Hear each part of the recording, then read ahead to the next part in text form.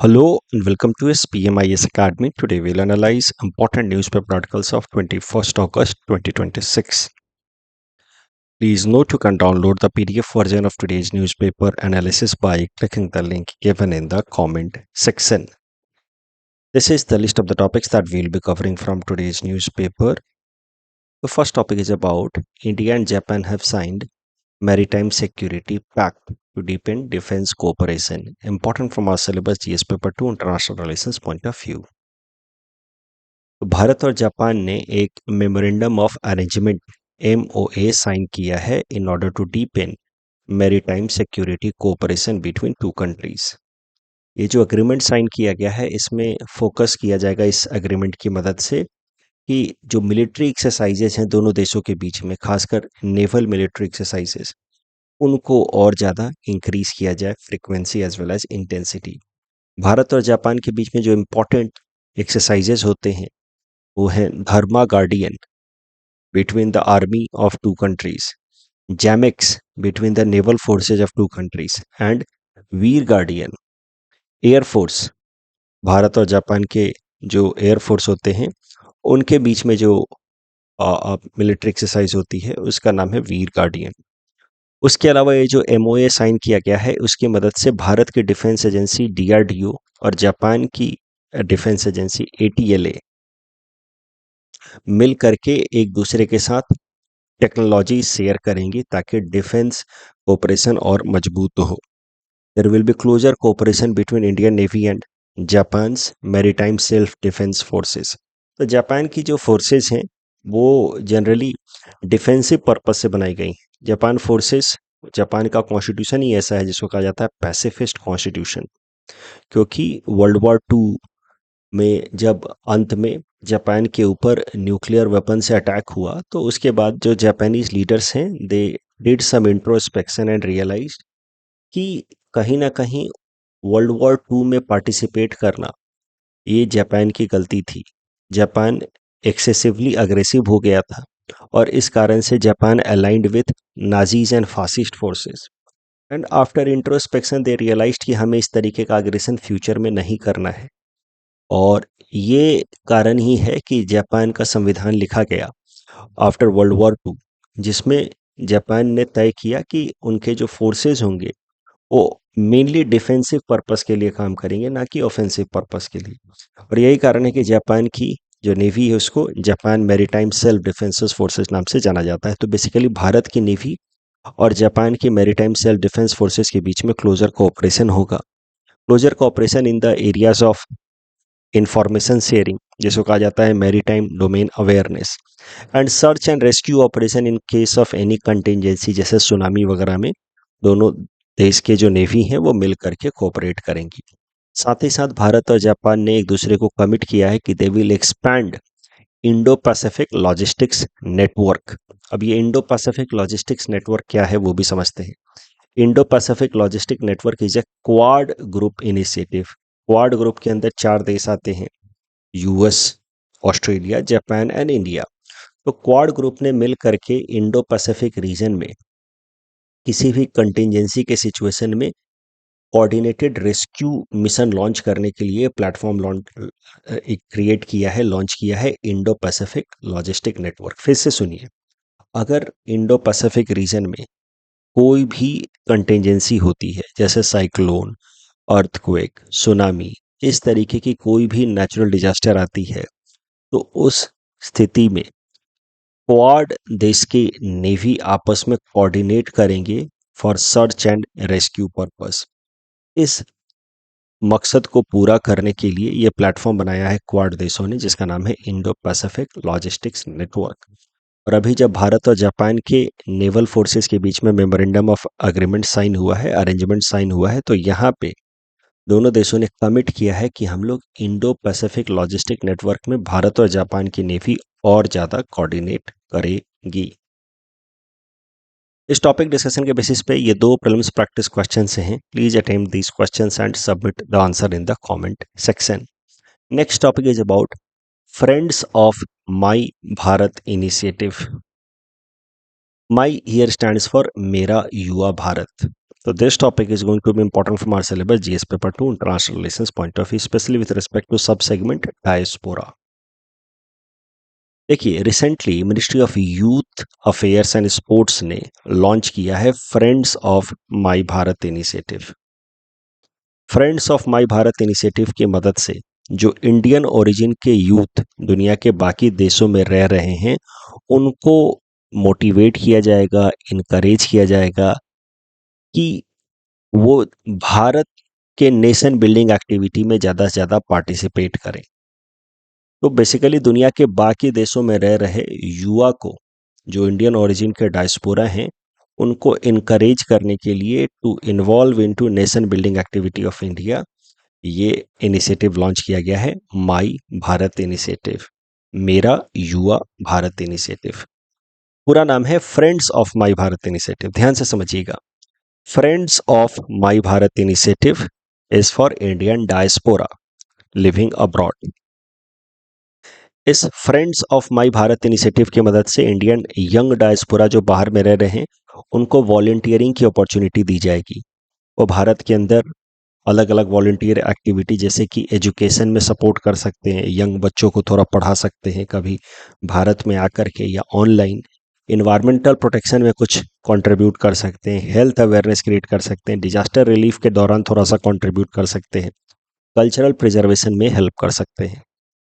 एक dedicated know your India section has also been launched ताकि जो भारत के यंग डायस्पोरा दुनिया के बाकी देशों में हैं उनके पास भारत का कल्चर, हेरिटेज, हिस्ट्री, टूरिज्म का प्रॉपर नॉलेज हो। इसके लिए नो योर इंडिया सेक्शन भी लॉन्च किया गया है।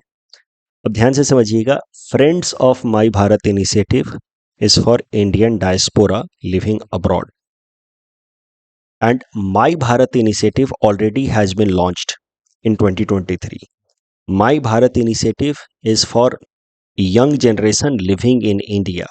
उनको encourage करने के लिए कि वो प्रोएक्टिव गवर्नेंस में पार्टिसिपेट करें, वो नेशन बिल्डिंग में कंट्रीब्यूट करें। तो भारत के जेनजी के लिए है माई भारत इनिशिएटिव, और भारत से बाहर रहने वाले जो इंडियन डायस्पोरा के जेनजी है उनके लिए है friends of my Bharat initiative. ये जो friends of my Bharat initiative है, it has been launched on the same portal जिस पोर्टल पे माई भारत इनिशिएटिव लॉन्च किया गया था।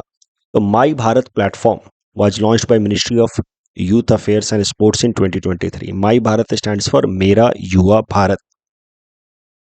दिस इनिशिएटिव जो 2023 में लॉन्च किया गया था, it aims to place youth at the centre of nation building by providing opportunities, volunteering in economic activities या फिर environment protection, skill development, leadership, civic participation and all. Point ये है कि एक प्लेटफॉर्म ऑलरेडी था, मेरा युवा भारत प्लेटफॉर्म, उसी प्लेटफॉर्म पे एक नया पोर्टल लिंक किया गया है, फ्रेंड्स ऑफ मेरा युवा भारत प्लेटफॉर्म।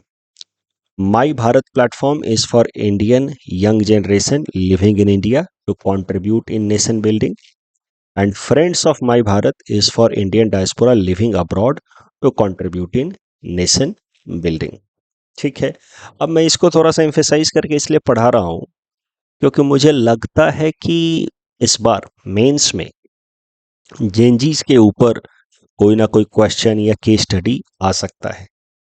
तो जेनजी के ऊपर अगर कोई प्रश्न आए तो वहाँ पे आप कम से कम my Bharat initiative by the Indian government to encourage participation of gen z in governance activities, nation building, providing positive feedback for improving governance structure, इन सब के लिए एक प्लेटफॉर्म है, इसका आप जरूर जिक्र करेंगे।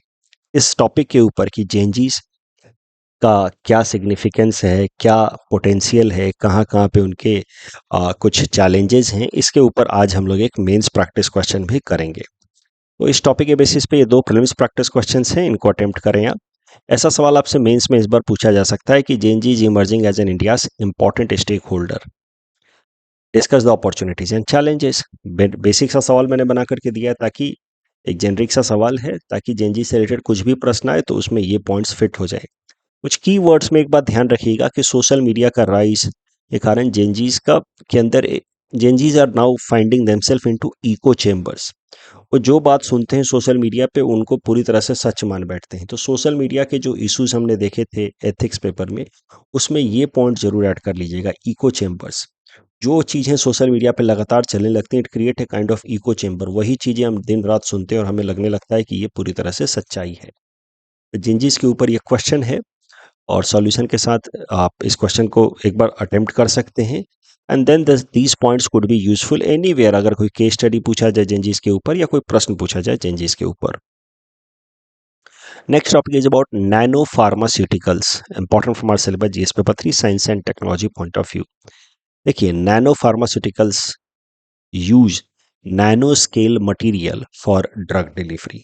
दवाइयों को desired site inside the body पे डिलीवर करने के लिए नैनो स्केल के मटेरियल्स का जब इस्तेमाल किया जाता है तो इस फिनोमिना को कहा जाता है नैनो फार्मास्यूटिकल्स, या इस तरह के इंटिटीज को कहा जाता है नैनो फार्मास्यूटिकल्स। देखिए, एक नैनो पार्टिकल बेसिकली 1 से लेकर के 100 नैनो पार्टिकल डायमीटर का साइज को कहा जाता है। मतलब कोई भी पार्टिकल अगर 1 से लेकर के 100 नैनोमीटर के साइज का हो, उसको नैनो पार्टिकल कहा जाता है। 1 से लेकर के 100 नैनोमीटर साइज का हो कोई भी पार्टिकल तो उसको कहा जाता है नैनो पार्टिकल। अब देखिए, ह्यूमन हेयर, हमारे जो हेयर होते हैं उसका डायमीटर भी लगभग 80,000 नैनोमीटर होता है। आप सोचिए, हमारा जो हेयर है उसका टिपिकल डायमीटर जो है वो 80,000 नैनोमीटर होता है। और एक नैनो पार्टिकल का साइज होता है जनरली 1 टू लेकर के 100 नैनोमीटर तक।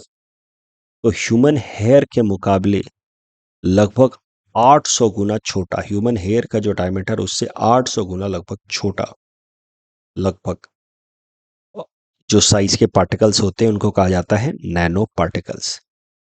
1 nanometre is equal to 10⁻⁻⁹ metre.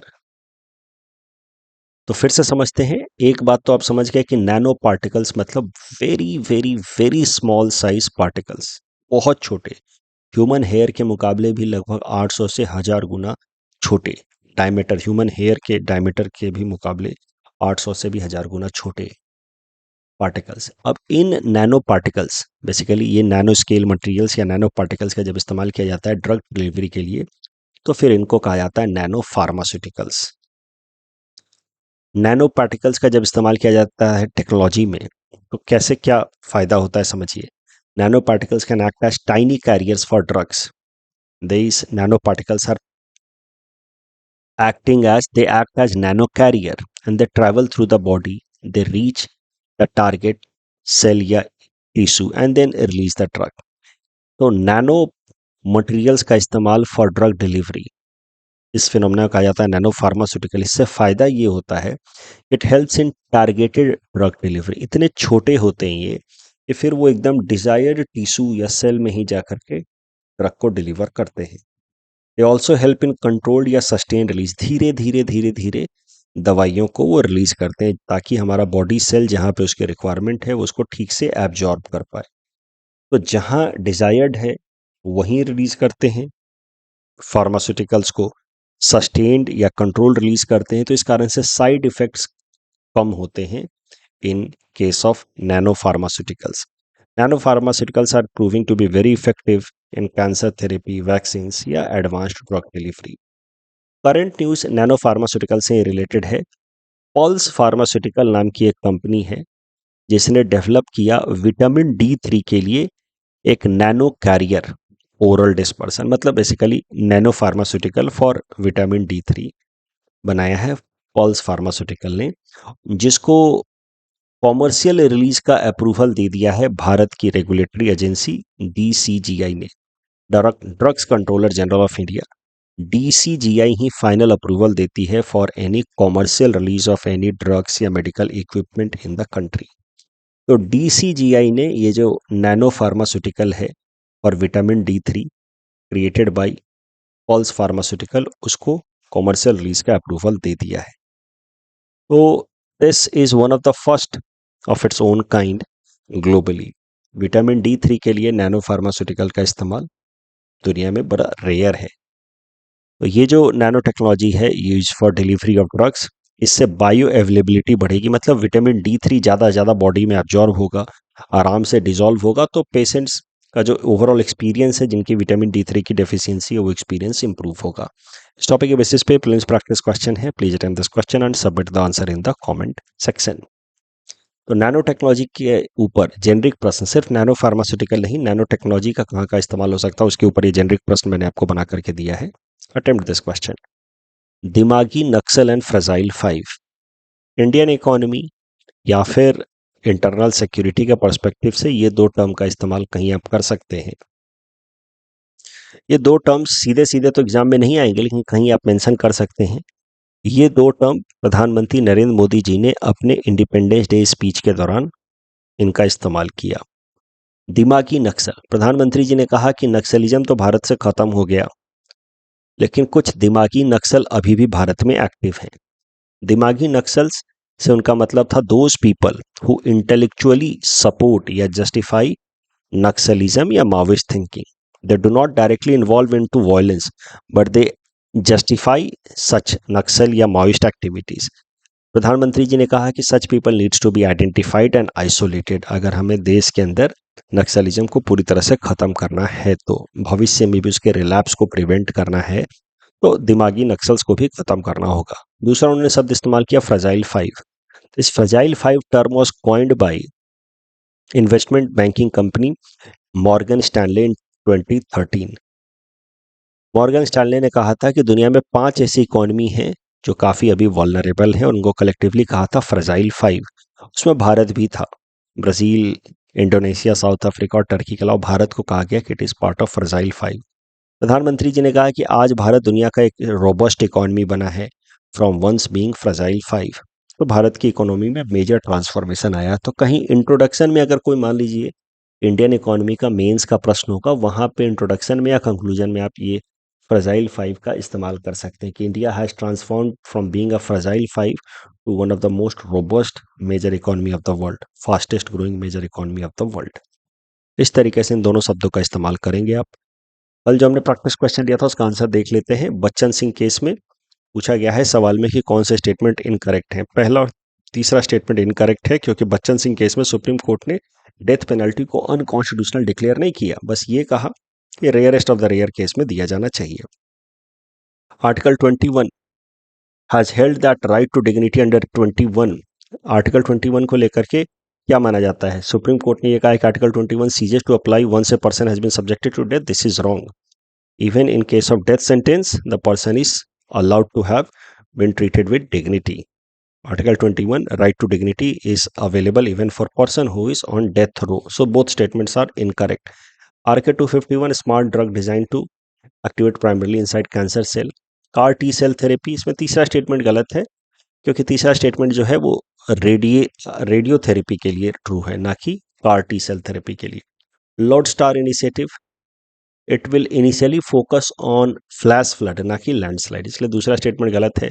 Load star AI enabled early warning and decision support system. That's all from our side for today. Thanks for watching.